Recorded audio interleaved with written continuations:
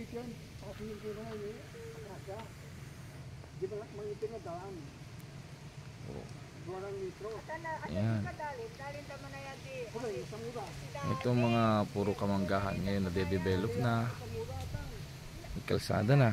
Putol nga lang. Oh. Pero iti-diretso nila yan. Ito meron na dito. Bukid po ito. At saka manggahan. Ayan. Ayan. Iti-diretso nila yan dyan. At mayroon pa roon na parang kalsada siya pero putol. Hanggang dyan lang. Kasi nilagyan na ng mga bato-bato. Pinuusan na. Oh. Ito po ay manggahan. Medyo natuyo. Yung iba nagputol-putol na rin.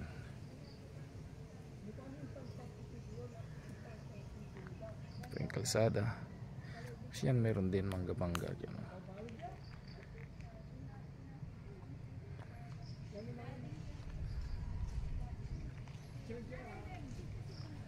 Pinag-usapan na po kung mangga. Medyo mainit talaga ang panahon ano.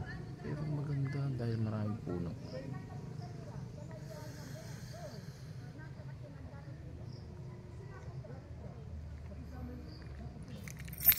Sarap tumira sa probinsya.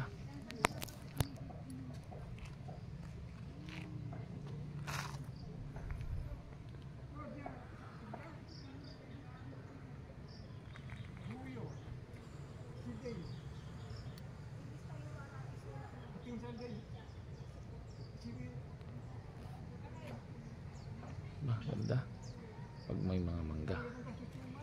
Bye bye.